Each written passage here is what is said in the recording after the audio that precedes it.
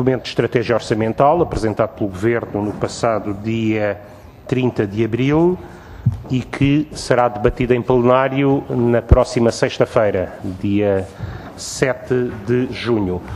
Este debate é feito ao abrigo do artigo 12º-B da Lei de Enquadramento Orçamental, que prevê a discussão pela Assembleia da República da revisão anual do Programa de Estabilidade e Crescimento. É esse o quadro legal justificativo da análise a que procedemos. Eu daria o Conselho de Finanças Públicas apresentou previamente o seu parecer, que é conhecido de todos, e daria a palavra para a apresentação à professora Teodora Cardoso, nos termos habituais, e depois abrimos a fase de debate. Muito obrigada, muito bom dia a todos.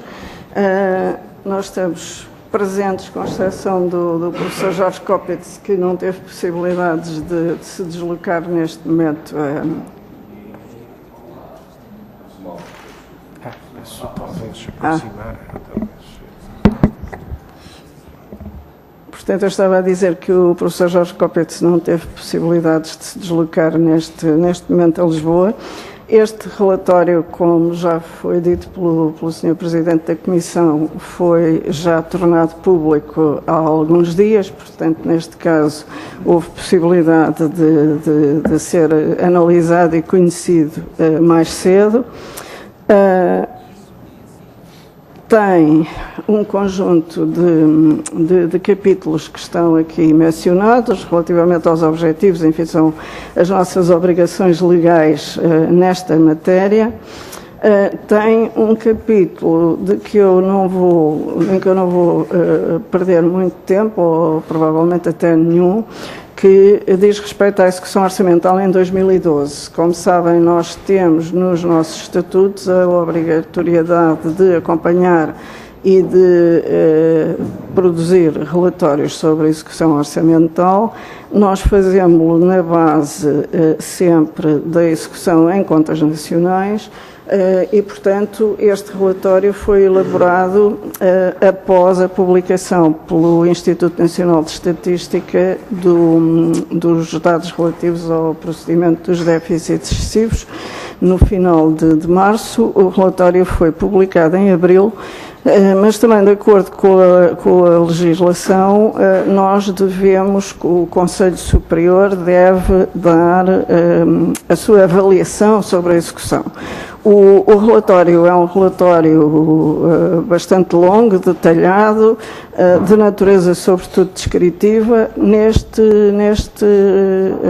relatório, exatamente porque ele vinha aqui ao Parlamento, nós incluímos essa avaliação, que são apenas meia dúzia de pontos, que penso que já todos conhecem e sobre os quais eu não iria agora debruçar-me, se no entanto na discussão for útil, poderemos fazê-lo.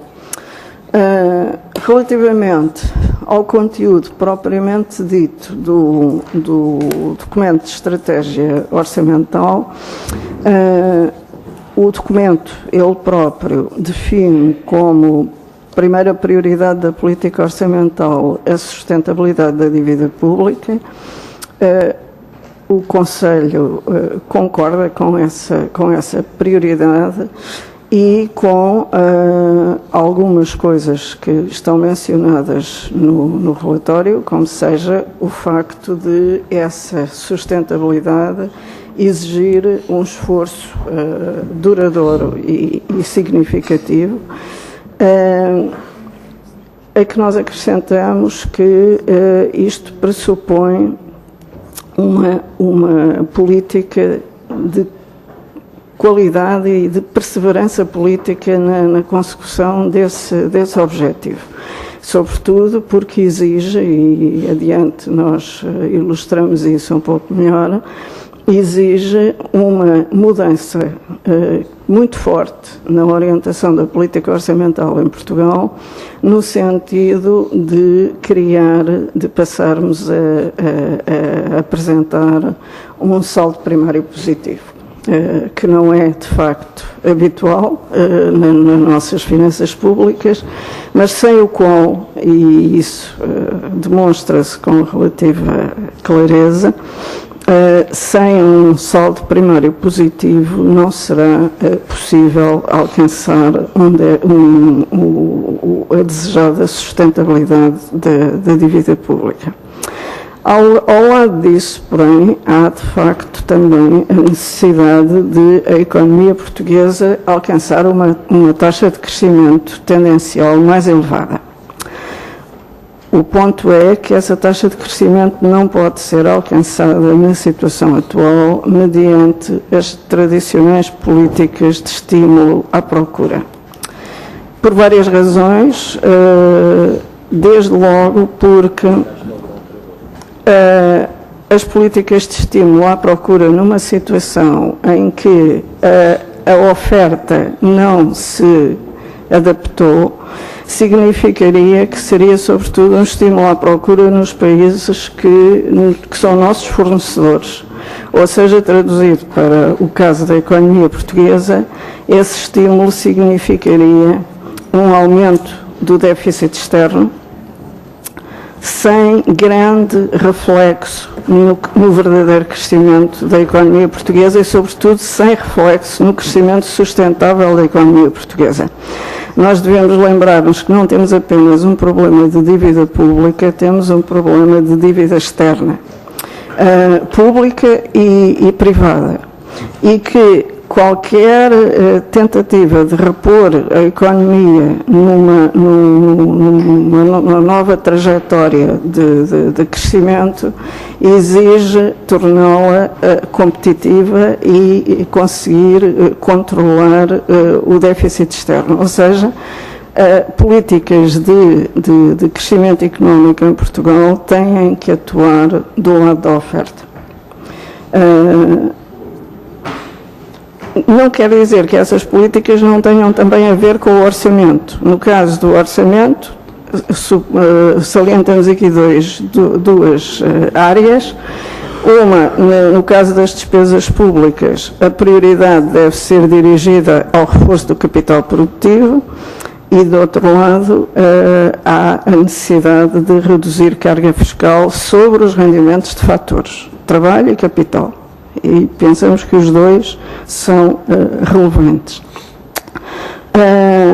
Finalmente, serão necessárias reformas que resultem num enquadramento favorável ao investimento. Estas já não são todas do lado do Ministério das Finanças, a maioria até não serão, mas são o tipo de políticas que podem efetivamente levar ao estímulo ao crescimento em Portugal. O DEL, como eu disse, reconhece a prioridade à sustentabilidade da dívida pública e a necessidade de excedentes primários significativos durante um longo período, mas faltam ao DEL, basicamente, explicitar a estratégia orçamental a seguir para produzir esses excedentes. Portanto, o documento clarifica bem o objetivo, mas como documento de estratégia falta-lhe efetivamente a definição dessa mesma estratégia. Por outro lado, e em consonância com o que eu disse atrás, falta-lhe articular a estratégia orçamental com uma estratégia para a economia. O Governo publicou quase simultaneamente, uns dias antes do DEL, este documento de estratégia para o crescimento, emprego e fomento industrial 2013-2020, mas este documento não está articulado com o DEL e é evidente que as duas coisas precisam de ser articuladas na economia portuguesa.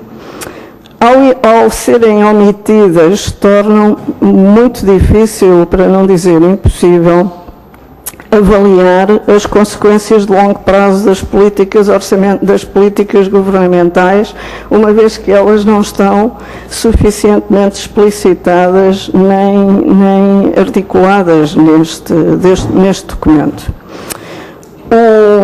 O DEL publica também, como habitualmente, projeções macroeconómicas e orçamentais, mas também, mais uma vez, essas projeções não estão documentadas. Não é possível perceber qual é a lógica, quais são as medidas e os respectivos resultados que podem dar origem aos resultados que as projeções apresentam.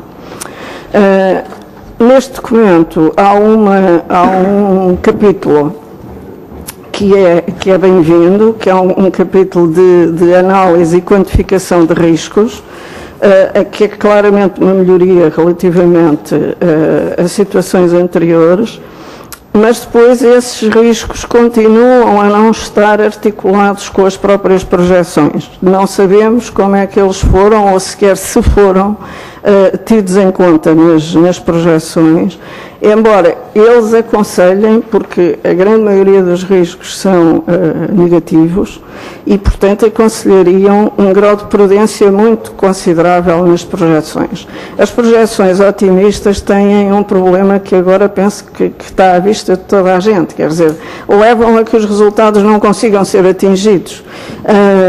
E isso é a pior maneira de criar o consenso e uma atitude positiva relativamente ao ajustamento. Se sistematicamente os resultados, as medidas são tomadas, os resultados não são atingidos, isto provoca o tal cansaço que já precisávamos de o eliminar. Além do mais, as próprias regras europeias, saiu agora já no 21 de maio, os novos regulamentos do chamado PEC2, e uma das coisas que vem explícita num desses regulamentos é que os planos orçamentais nacionais de médio prazo devem incluir indicações sobre como se espera que as reformas e as medidas previstas contribuam para a consecução dos objetivos e dos compromissos. Isto o nosso documento não faz, portanto é algo que precisa de ser melhorado. Por outro lado, há necessidade de definir e manter uma estratégia clara. Nós temos sucessivos documentos de estratégia orçamental que vão alterando os quadros de médio prazo, os próprios objetivos, e que não se chegam a interligar e a dar uma ideia clara de um caminho do que é que já foi feito, do que é que falta fazer. Quer dizer, há aqui uma necessidade que, mais uma vez, é uma necessidade de comunicação, de transparência da política, e essa transparência é cada vez mais essencial para suscitar a confiança e não está suficientemente alcançada. Uma das coisas que faltam nessa área tem a ver com a própria informação. E isso, por exemplo, está bem documentado no nosso relatório sobre a execução de 2012, em que se mostra como o facto de haver informação em contas nacionais, informação em contas públicas, medidas temporárias, medidas não recorrentes, etc., tornam extremamente difícil, não só tornam extremamente difícil a avaliação, mas permitem facilmente que haja avaliações contraditórias sobre a mesma realidade consoante a fonte que se utilizou. Portanto, há de facto que fazer um esforço muito grande em termos de qualidade, abrangência e disponibilidade de informação, que tenha também o nível de detalhe necessário para as várias entidades, umas querem olhar para números mais agregados, outras precisam de informação mais detalhada, e tem que se pensar muito seriamente na necessidade de reunir esta informação desta maneira, o que ainda não foi alcançado. Relativamente à sustentabilidade da dívida, nós fizemos alguns exercícios adicionais àqueles que o próprio DEL apresenta. Primeira questão, estes exercícios não pretendem de maneira nenhuma ser previsões, são meros cenários que, no entanto, procuram ser baseados em parâmetros razoavelmente realistas, ou com uma probabilidade de serem alcançados relativamente alta, e que mostram, por exemplo, no caso deste gráfico, temos um cenário em que consideramos que não haveria consolidação orçamental adicional face a 2012. E vamos procurar ver o que é que acontecia se ao rácio da dívida para diferentes níveis de crescimento, de taxas de juro e de saldo primário.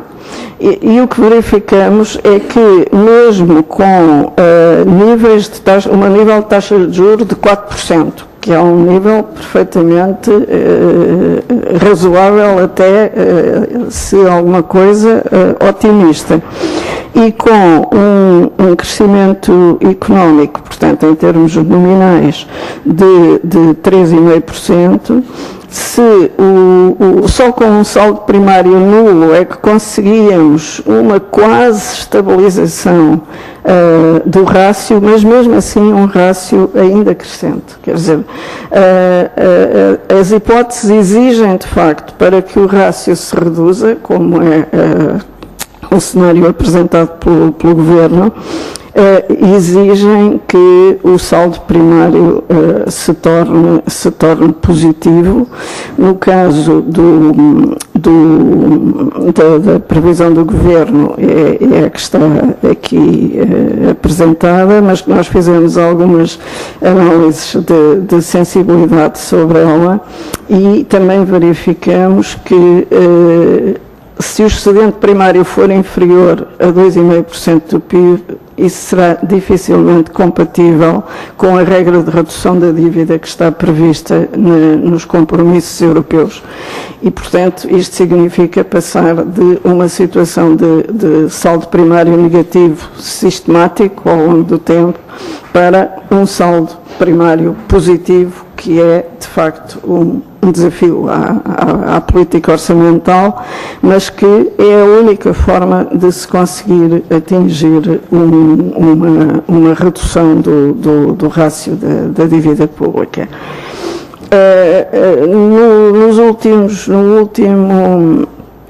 Nos últimos meses, o ritmo de ajustamento orçamental foi aliviado, digamos, houve um adiamento quanto ao objetivo de médio prazo de correção do déficit excessivo por mais 2 anos, que está mostrado neste gráfico, mas que mostra também que, ao ser alcançado, ele vai exigir sucessivamente um esforço maior, porque, no fundo, a dívida está a crescer, a necessidade de continuar a financiá-la vai, no fundo, sempre, na medida em que o esforço é adiado, o esforço, ao mesmo tempo, é acrescido. Não se pode dizer que, por ser adiado, ele se reduz, mas, pelo contrário, ele acaba por ser acrescido. O previsto é haver uma redução um ajustamento, sobretudo assente na despesa. Este gráfico mostra o que já foi realizado e o que falta realizar. No caso, convém que a redução da despesa, e isso também já foi referido atrás, seja feita pelo lado, sobretudo, da despesa corrente primária. Tem havido um esforço muito grande sobre o investimento público, uma parte teria que vir daí, mas temos que começar a pensar que o investimento público é também uma forma de garantir o próprio crescimento potencial da economia e, portanto, este esforço na despesa tem que ser mais concentrado do lado da despesa corrente. Por outro lado, é muito importante que o esforço do lado da despesa seja feito através de medidas permanentes. que são, por um lado, tornam o ajustamento menos suscetível de ser reversível e, por outro lado, são as medidas que permitem aumentos de eficiência. Eu penso que essa é a questão, essa é de facto a questão essencial, é haver medidas relativamente à despesa que permitam aos serviços reorganizarem-se em termos de ganhos de eficiência, e isso não se pode fazer num ano. É uma coisa que tem vindo a ser mantida. A grande ênfase da política orçamental nos orçamentos anuais, e essa é uma forma que praticamente exige que as medidas do lado da despesa sejam medidas horizontais que não conduzem a ganhos de eficiência. Em nossa opinião, a introdução de uma regra de despesa que fosse de facto eficaz, abrangente, estável, é um elemento crítico para se conseguir o ajustamento orçamental de que nós precisamos. Isso foi visto em diferentes países onde houve ajustamentos desta natureza e mais do que um exemplo, há a própria lógica. É necessário haver um limite bem estabelecido e acompanhado e cumprido. Não pode ser um limite que cada vez que se faz um DEL muda o limite, quer dizer, há necessidade de saber o que é que esse limite exatamente quer dizer e como é que ele pode ser acompanhado. E pronto, ficava-me por aqui, penso que é o essencial. Muito obrigado, Sra. Presidente do Conselho de Finanças Públicas. Vamos por esta síntese do documento, que foi, aliás, previamente apresentado, portanto, pressupõe-se o conhecimento, não é? E vamos passar à fase de debate nos termos habituais. Dou a palavra pelo Partido Socialista ao Sr. Deputado Pedro Marques. Muito obrigado, Sr. Presidente. Cumprimento a Sra. Presidente e os demais membros do Conselho de Finanças Públicas. Lemos atentamente o vosso parecer. Gostava de começar por salientar que também o Conselho de Finanças Públicas fez a única interpretação que do nosso ponto de vista, era possível relativamente à natureza do DEL. Ele é um documento que, em período de assistência financeira, substitui o PEC, mas, no cumprimento da Lei de Enquadramento Orçamental, ele merece o parecer, certamente, do Conselho, mas ele, no cumprimento da Lei de Enquadramento Orçamental, devia merecer a análise prévia desta Assembleia da República, mas apenas o Governo e esta maioria continuam a achar que não, que o PEC é outra coisa. E pronto, e os consensos ficam sempre por aqui, as conversas sobre os consensos ficam por aqui, menos quando elas contam, menos quando se trata apenas de definir a estratégia orçamental do país para os próximos 4 anos. Mas depois deste introito, dizer que, e relativamente às projeções macroeconómicas e à análise que fazem das projeções macroeconómicas, pedir-vos aí alguns comentários, não sem, e tenho que o fazer, permitir-me-ão, com todo o respeito pelo Conselho, para além da análise das projeções macroeconómicas do Governo, continuamos a achar que o Conselho devia cumprir a obrigação que estava estabelecida de ter o seu próprio modelo de projeções e apresentar as suas projeções, porque essa foi a razão principal para a existência deste órgão que apoiámos, cuja criação apoiámos e defendemos, mas continuamos a achar que o cumprimento desta obrigação é muito importante. Porque, bom, nós temos permanentemente, e é disso que vou agora falar, as projeções internacionais a confrontarem-se com projeções do Governo ou até as projeções do Banco de Portugal, mas esta entidade foi criada exatamente para apresentar, uma entidade pública independente, as suas projeções que pudessem de algum modo confrontar o Governo e permitissem que, por exemplo, o que aconteceu, ou melhor, contribuíssem para que o que aconteceu no Orçamento Inicial de 2013 não tivesse acontecido. Houve demasiadas entidades que apresentaram, digamos assim, avaliações que mostravam que era completamente irrealista o cenário macroeconómico do Governo, mas a verdade é que o Governo manteve-o e podíamos ter beneficiado de ter essas projeções do próprio Conselho. Dito isto, as projeções que estão no DEL agora a partir ainda para 2013 em alguns casos, mas sobretudo 2014 e seguintes. Recuperação para uma estabilização do consumo privado. Nós não vemos como é que isso pode acontecer, gostava de ter o vosso comentário, uma vez que vamos ter mais 3.600 milhões de euros de cortes, nomeadamente no consumo público, afetando o rendimento disponível das famílias e de que maneira no ano 2014, como é que avaliam a possibilidade do cumprimento da projeção para o consumo privado que está presente neste DEL? nomeadamente para 2014, vou agora centrar-me sobretudo em 2014, um investimento a crescer 2,5%, o investimento privado a crescer 2,5%, depois dele ter caído 14,5% e 7,6% nos últimos 2 anos, e dos empresários nos dizerem que neste momento, e há inquéritos, como sabem, nacionais e europeus que dizem que a principal razão para neste momento os empresários não investirem é a falta de procura dirigida aos seus produtos, e com as medidas que o Governo vai adotar internamente em 2014, continuarão a fazer cair a procura interna. E com cenários cada vez mais degradados do ponto de vista da procura externa, veja-se o que disse ao CDE recentemente, não vemos as perspectivas para esta recuperação do investimento, mas gostávamos de ter a avaliação do Conselho. E também a própria questão das exportações, como disse, acabei de dizer, a OCDE prevê um agravamento dos cenários macroeconómicos da situação, portanto, da procura externa ao fim e ao cabo dirigida a Portugal, em particular na zona euro, e o Ministro das Finanças ainda há dias aqui numa audição disse que, por exemplo, considerava que a situação de Espanha não se tratava de uma crise conjuntural, tratava-se de uma crise estrutural que demoraria muitos anos a resolver. Bom, a Espanha acontece que é o principal destino das nossas exportações, portanto, como é que se pode perspectivar agora um crescimento das exportações de 4,5% em 2014, quando elas têm vindo a cair no seu ritmo, na sua trajetória, e estão praticamente estagnadas no momento presente. Depois, um comentário que vos pedia a qualquer coisa que é uma novidade deste retificativo, e em particular da análise que a OTAU fez muito recentemente, esse retificativo, e eu vou cumprimentar a OTAU pelo trabalho que fez relativamente a este retificativo em tão pouco tempo, acho que isso é justo que seja feito, mas o vosso comentário, por favor, é o seguinte: o que o Governo faz no retificativo relativamente ao deflator do PIB é aquilo que eu vou chamar, não tenho outro nome para lhe dar, uma martelada. Não tem outro nome. É uma martelada e não é uma pequena martelada. Porquê? O Governo prevê para deflator do PIB um crescimento de 1,8% no ano 2013. Quando, por exemplo, a OCDE diz que o deflator do PIB vai cair, e não é pouco, 0,4%. No mesmo ano em que estamos a falar, no ano 2013. Como é óbvio, isto afeta e de que maneira as perspectivas para os cenários, nomeadamente para o PIB, nos anos seguintes, e, portanto, quer para o rácio do déficit, quer para o rácio da dívida. Reparem que, e pedia-vos o vosso comentário, porque já vou falar agora já da estratégia imediatamente a seguir e dos resultados desta estratégia de consolidação, o que nos diz a OTAU no parecer que ontem foi feito sobre o retificativo é que, na melhor das hipóteses, com as contas do Governo, que nem atualiza o cenário macroeconómico, e o Banco de Portugal disse que validava, digamos, os 2,3% de queda do PIB sem medidas adicionais de consolidação, o Governo adota medidas adicionais, mas não atualiza o cenário, portanto, refletindo essa queda adicional do consumo público.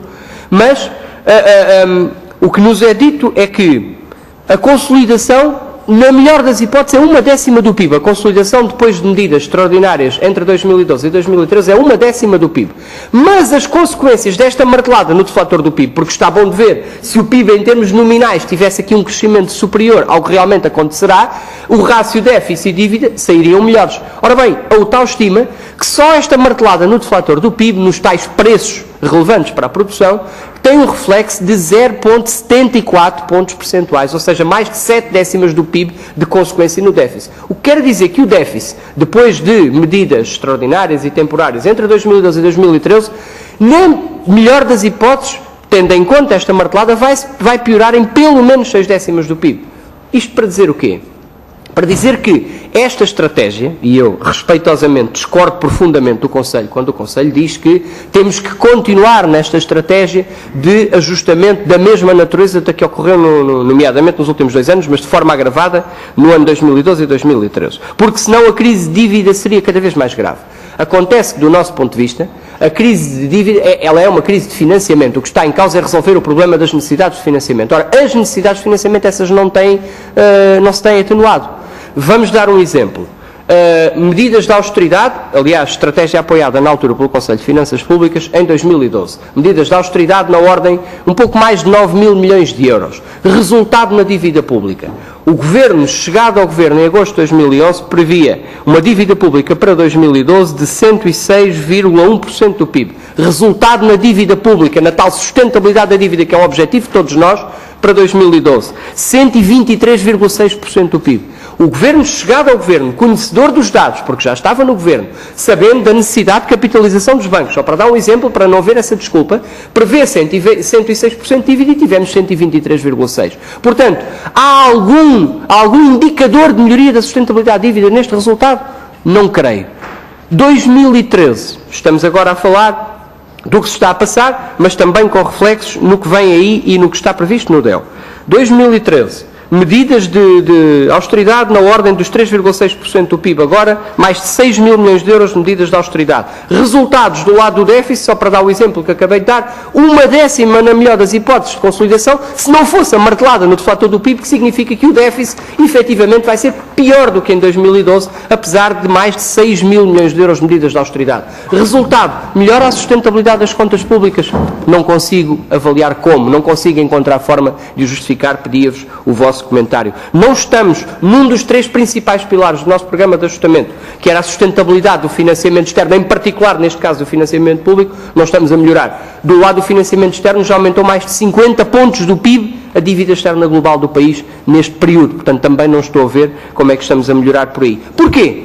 Pelo efeito bola de neve, pelo efeito recessivo sobre a capacidade de pagarmos a nossa dívida da queda brutal do PIB que temos tido, que ainda hoje conhecemos os dados do INE, que arredondou, ajeitou as contas, digamos assim, agora deixa caímos 4% no primeiro trimestre em termos homólogos. Portanto, o que ficámos a saber é que já atingimos essa marca, permitam uma expressão, desgraçada até do ponto de vista da confiança dos investidores, dos consumidores, de 4% de recessão.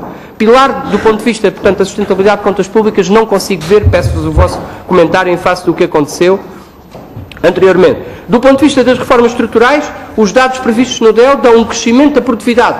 Necessariamente teria que ter as consequências das reformas estruturais que o Governo diz que adotou e que muitos têm suportado, e o Conselho também. O crescimento da produtividade previsto para o período do DEL é inferior aos 4 anos entre 2004 e 2008, antes da crise financeira. Portanto, o crescimento da produtividade, volto a dizer, supostamente resultado das reformas estruturais, inferior ao período 2004-2008.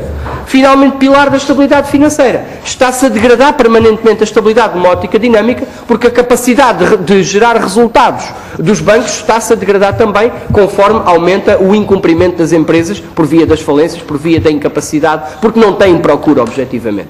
E, portanto, vou mesmo terminar, Sr. Presidente, já me estive bastante, mas agradecia que comentassem estes pontos, porque não vejo nenhuma melhoria nos pilares estruturais do programa. Muito obrigado. Muito obrigado, Sr. Deputado. Sra. Presidente, tem a palavra para responder. Portanto, basicamente 2 pontos. Em relação ao primeiro, e que pôs a questão de nós termos as nossas próprias previsões, não foi isso que ficou assente na lei. A única coisa que os estatutos nos incumbem de fazer é analisar a coerência entre as previsões macroeconómicas e as previsões orçamentais.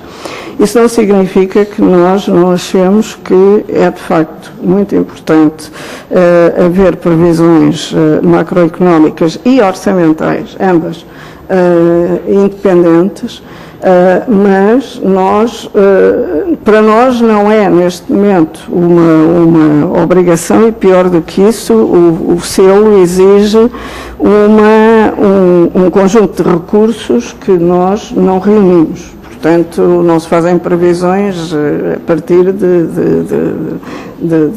palpites, digamos. É preciso ter uma equipa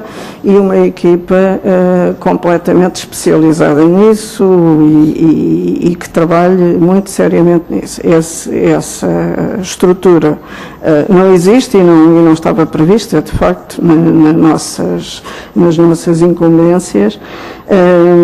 O que não quer dizer que não existam, apesar de tudo, e pelo menos, por exemplo, o Banco de Portugal fez um progresso importante neste último boletim ao fazer uma tentativa de um cenário com medidas, porque era realmente a grande falha nas previsões do Banco de Portugal, era ser sempre admitido que não havia medidas orçamentais e, portanto, eles fizeram, e nós, aliás, comentamos esse resultado aqui. Em relação aos pontos que referiu, portanto, em termos de o consumo privado tender a estabilizar, a formação bruta de capital fica a subir, de facto é difícil aceitar sem mais explicações e, por exemplo, isso briga com a tal projeção do Banco de Portugal, que tem aí valores bastante inferiores. Relativamente às exportações, aí é mais difícil dizer, porque não há dúvida que a procura externa está mal, mas também a situação internacional tende a melhorar um pouco e a experiência que nós temos é a de que depois de uma queda da procura externa a reação pode ser rápida, portanto não é algo que nós possamos dizer à partida que não vai acontecer. Relativamente ao caso da Espanha, é evidente que há aí um problema, mas há também um problema que nós temos estado a resolver razoavelmente e que temos que progredir mais nisso, que é de diversificação de mercados. Não há dúvida nenhuma que é um caminho que teremos que seguir. Com respeito ao deflator do PIB, nós levantámos esse problema muito cedo na tal análise de 2012, porque de facto foi aí que o problema surgiu, em que também havia um deflator do PIB muito mais positivo em termos da previsão e que depois ele caiu. É preciso dizer que não é uma variável para que habitualmente as previsões se centrem e que não é fácil de resolver tecnicamente. Portanto, exige mais cuidado.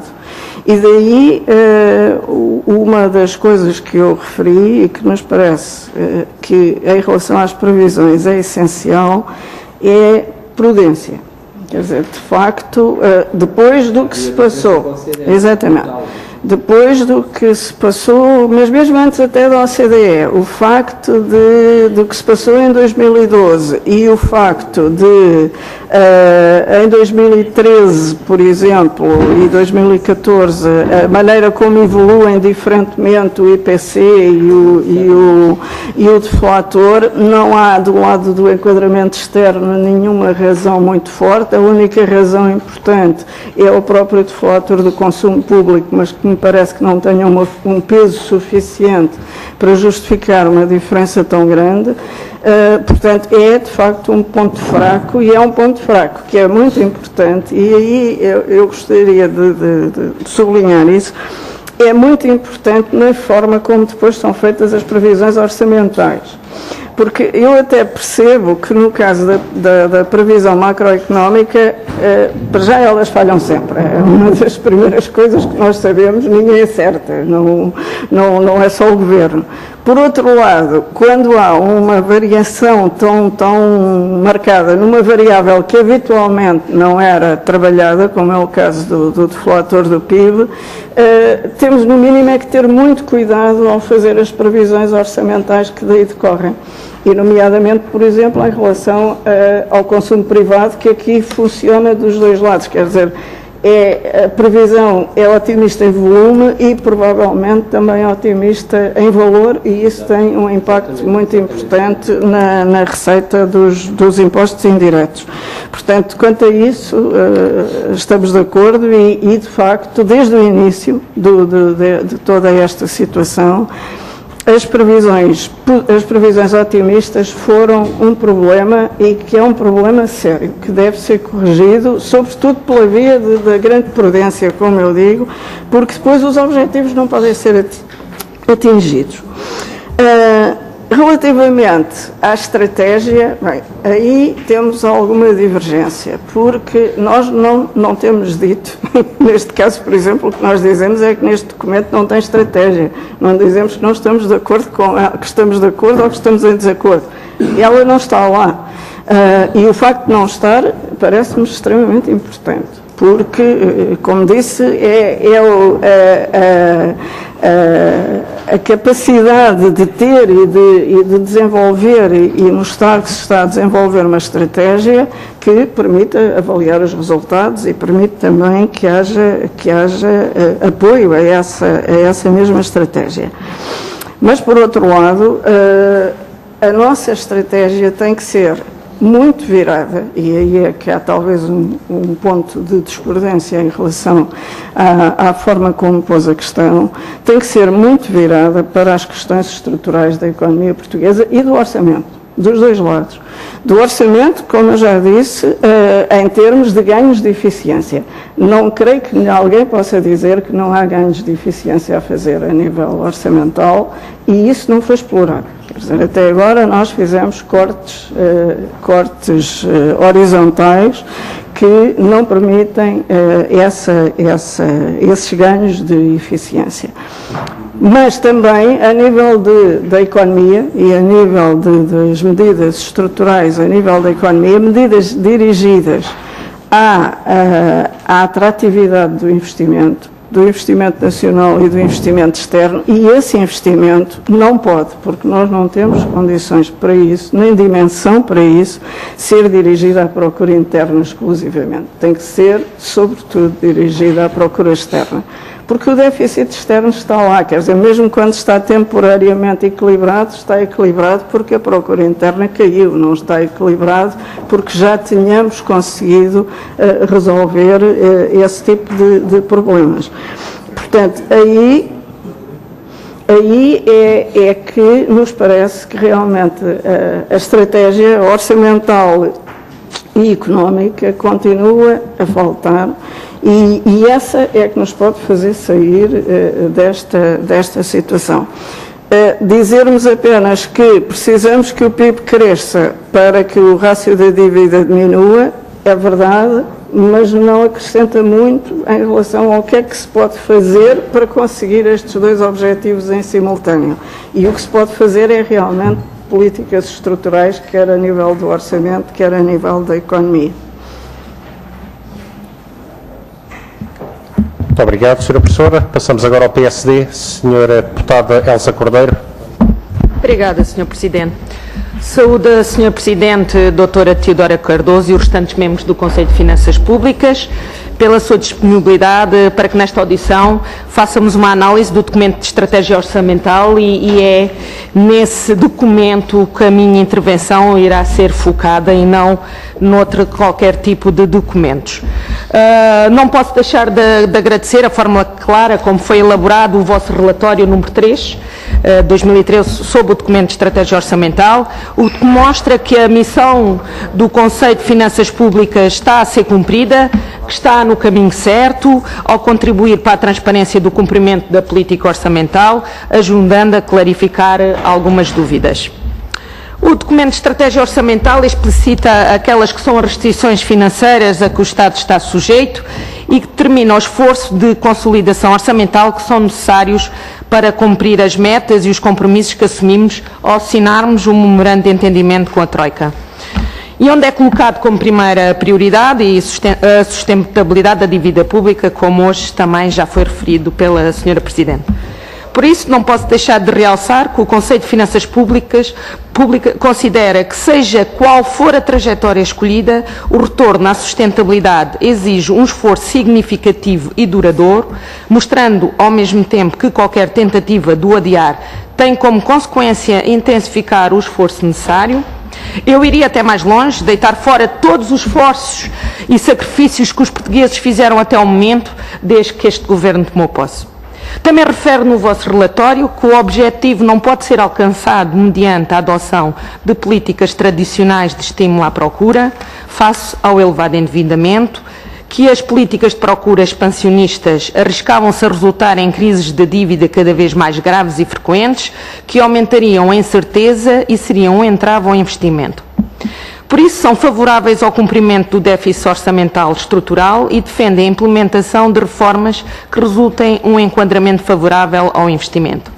A minha primeira questão tem diretamente a ver com estas afirmações constantes no vosso relatório sobre a adoção de políticas de estímulo à procura e, face às mesmas, pergunto-lhe: acha que a adoção dessas políticas tem a ver com a dose que deve ser aplicada ou que, face ao enorme endividamento do nosso país, essa nunca deverá ser a receita para a resolução do problema que temos entre mãos? No vosso relatório também é feita uma análise crítica do que o documento de estratégia orçamental fica aquém quanto à estratégia orçamental a seguir para se registar excedentes primários significativos durante um longo período. com vista a recuperarmos a sustentabilidade da dívida pública e que as projeções macro-orçamentais apresentadas no documento estão insuficientemente documentadas para serem úteis como substituto credível da análise das políticas, mas refere também que as projeções numéricas são sempre falíveis e são no ainda mais num contexto de incerteza.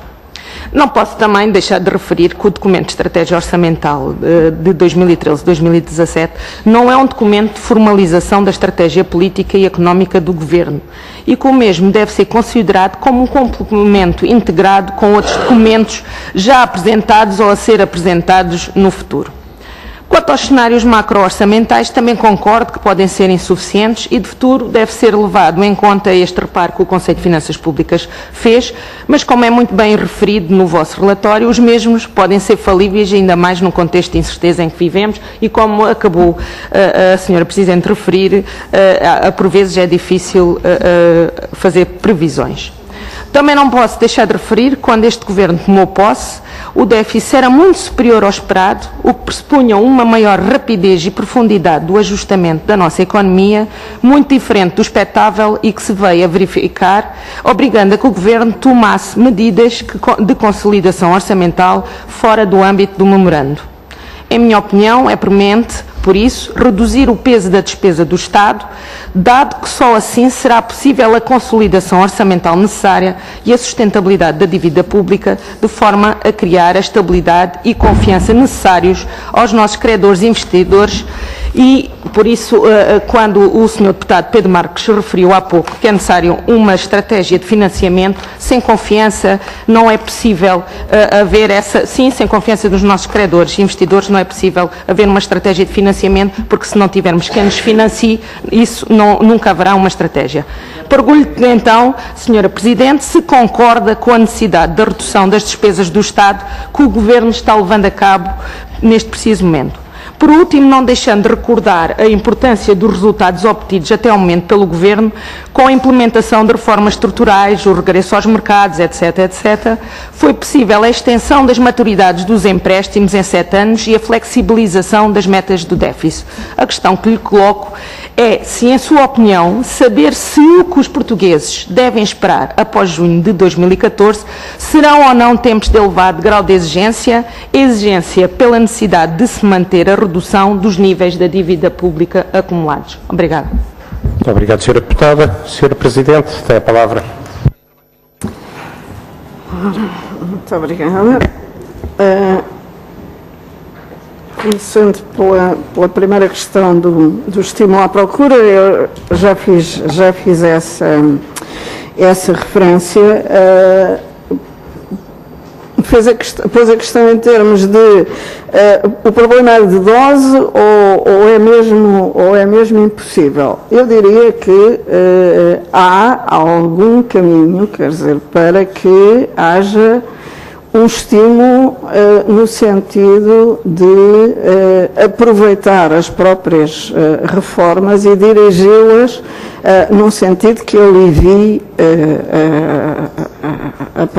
o próprio esforço de ajustamento em termos de equidade social, por exemplo, em termos de atender muito cuidadosamente ao que é, quanto a mim, o problema mais grave neste momento, e penso que quanto para toda a gente, que é o problema do desemprego.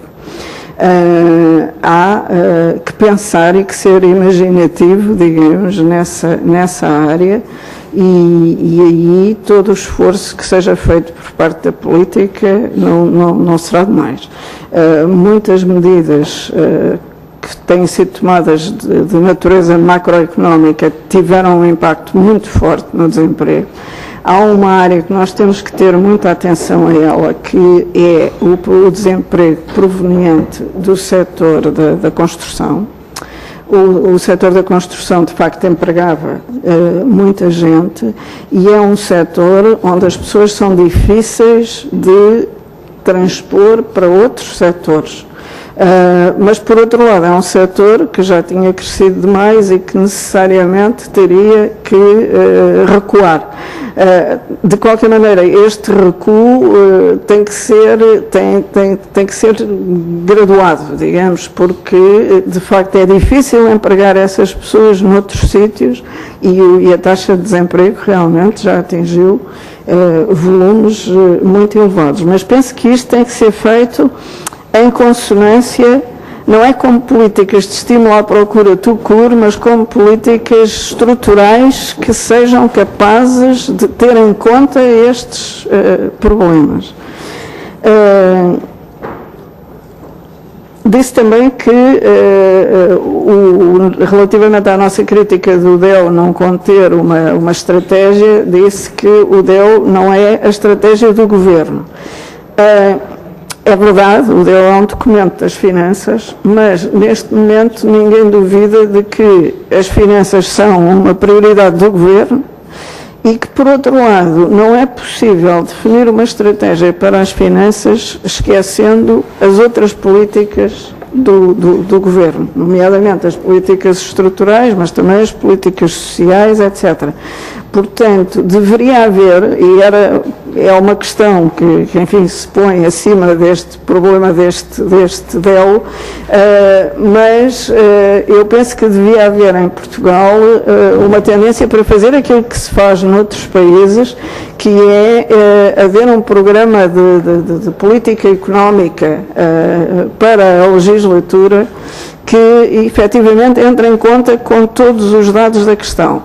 Nós, durante muito tempo, confiamos no orçamento para manter a economia a crescer sem se fazerem grandes perguntas quanto ao déficit orçamental.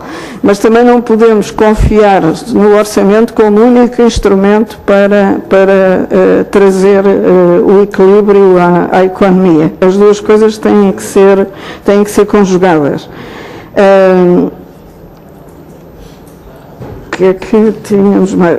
Com respeito à redução das despesas do Estado. Ora bem, nós temos, desde que existimos, que não é há muito tempo, temos vindo sempre a advogar a necessidade da redução das despesas do Estado.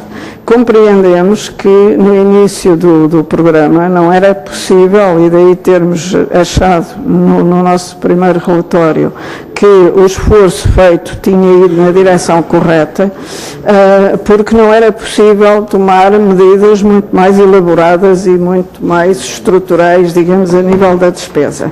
Mas, ao fim destes anos, parece-nos que é claramente para aí que temos que nos dirigir, pelo aspecto que já referi, de necessidade de ganhos de eficiência a nível da despesa pública, que estas medidas anuais e às vezes até infra-anuais,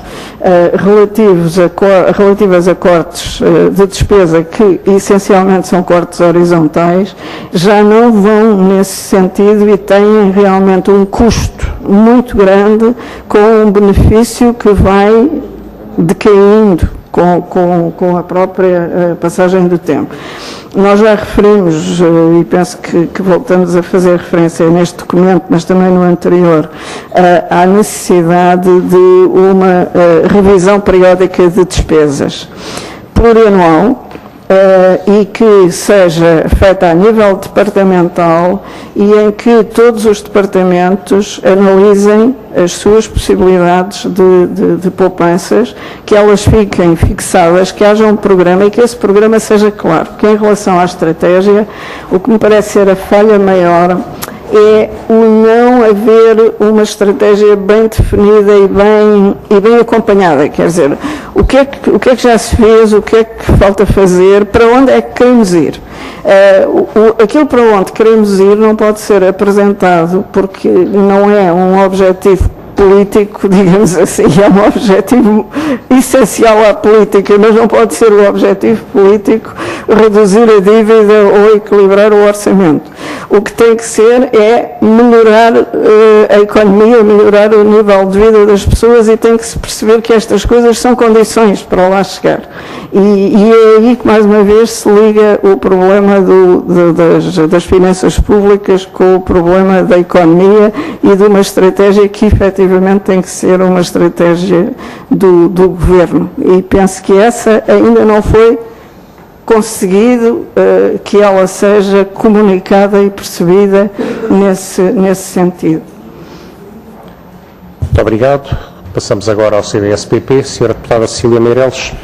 Muito obrigada, Sr. Presidente. Eu queria, em primeiro lugar, cumprimentar a Sra. Presidente e o Conselho de Finanças Públicas e agradecer-lhe já deu abundantes esclarecimentos e eu far-lhe só duas perguntas relativamente curtas.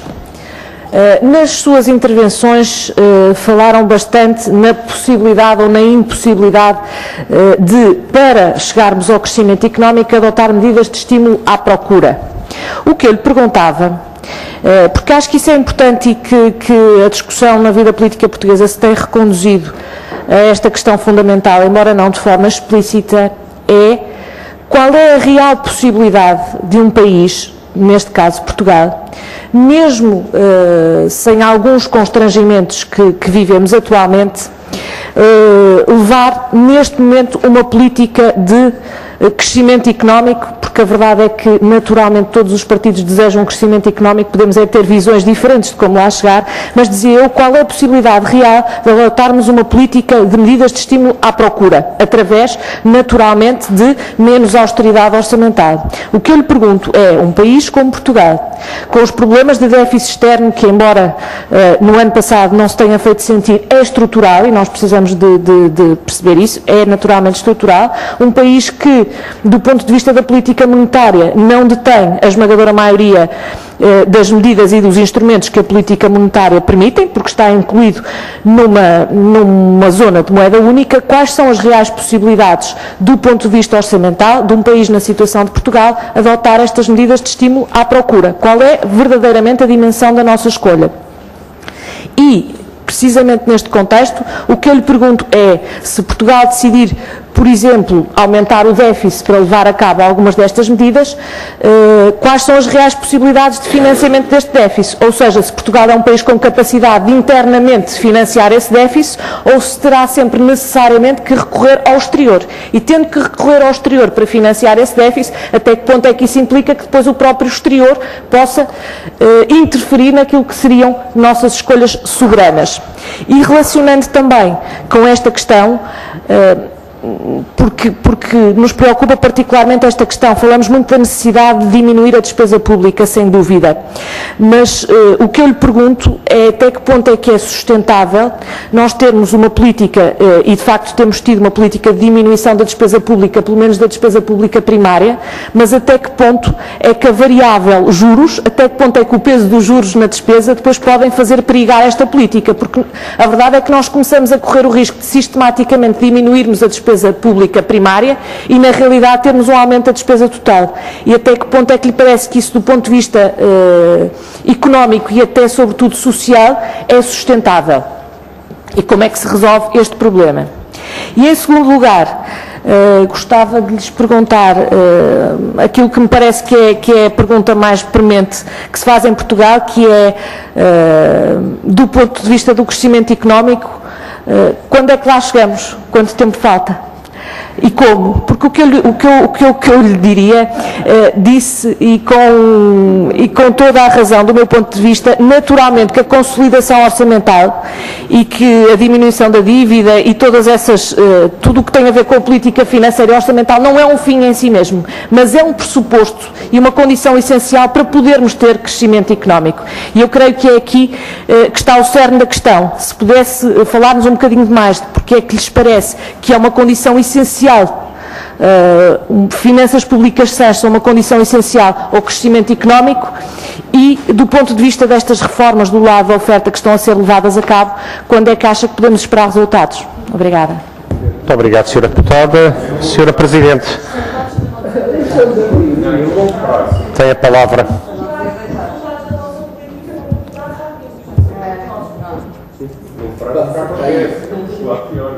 Senhora Presidente. Temos um conjunto de perguntas difíceis, como se vê pela reação. Portanto, em relação Em relação ao estímulo à procura e à possibilidade de o adotar com menor austeridade orçamental, é de facto difícil, até porque referiu que nós não temos instrumentos do lado da política monetária, uma vez que estamos dentro da moeda única, mas verdadeiramente o que sucede é que a política monetária atual, mesmo ao nível da moeda única, é altamente expansionista, quer dizer, qualquer alternativa nesse sentido seria para uma política provavelmente mais restritiva, portanto não poderíamos esperar muito daí, de facto. O que se pode esperar é uma política ou uma evolução da economia europeia mais favorável. E isso, neste momento, é claramente uma prioridade e está a ser reconhecido a todos os níveis, por todas as instituições internacionais e penso também que pelas nacionais. Quer dizer, esse é um dado que não depende de nós e pelo facto de não depender de nós, também permitiu que houvesse os ajustamentos que já ocorreram no programa de financiamento da economia portuguesa, exatamente para ter em conta o pior enquadramento externo relativamente às previsões iniciais, mas de facto é sobretudo daí que as coisas podem vir. Do lado da política orçamental é de facto muito importante que nós reganhemos confiança na nossa capacidade de gerir a política orçamental e sobretudo na capacidade, uma vez que temos o rácio de dívida que temos, de mostrar que somos capazes de servir essa dívida, de sermos solventes. Essa é uma condição básica para que as condições de financiamento melhorem. E nesse aspecto é que está a diferença entre uma política orçamental que, no curto prazo, agrave o déficit orçamental, vista do lado dos credores, é uma política que revela a nossa, pelo menos, hesitação em caminhar num sentido de responsabilidade orçamental que, de facto, é essencial para que nós voltemos a ter também uma coisa muito importante, que é a liberdade na definição da nossa política económica. Quer dizer, enquanto nós tivermos este peso de dívida em cima e de dívidas externa, sobretudo, a nossa política económica será sempre uma política muito comandada do exterior. Não há nenhuma possibilidade de a fazermos por nossa conta. Quer dizer, se dissermos nós vamos não querer saber da dívida nem de restrições externas, ficaremos sujeitos a restrições ainda muito maiores porque não teremos financiamento. Portanto, uma vez que enverdamos pelo caminho do financiamento, temos que jogar as regras do jogo do financiamento. E jogar as regras do jogo significa mostrar que estamos conscientes da nossa responsabilidade em pagar a dívida. E é, portanto, aí que está a questão do orçamento como uma condição de crescimento. Quer dizer, temos primeiro que recuperar essa confiança. E para isso temos também que perceber e que convencer os credores, e aí voltamos um pouco à questão das previsões otimistas, de que na situação estrutural da economia portuguesa isto não é uma coisa que se possa resolver num ano ou dois ou mesmo em 3.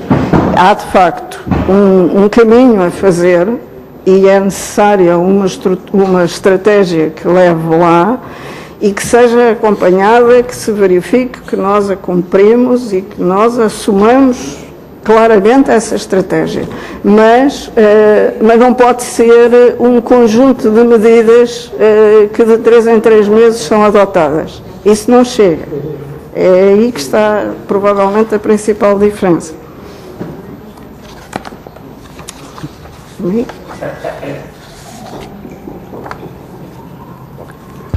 Concluo aqui. Obrigado, Sr. Presidente. Não sei, tínhamos previsto a possibilidade de uma segunda ronda, mas não é obrigatório.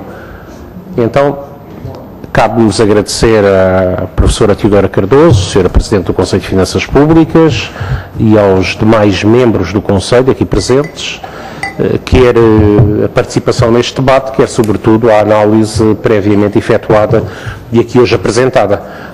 Como é sabido, provavelmente voltaremos a encontrar-nos daqui a poucos dias por causa do orçamento retificativo. Trataremos agora de ver como é que é possível compatibilizar as agendas, as exigências de uma agenda que não é fácil, mas muito obrigado por esta participação de hoje e até breve. Nós interrompemos aqui um minuto só os nossos trabalhos e depois iremos tratar dos restantes pontos da nossa agenda.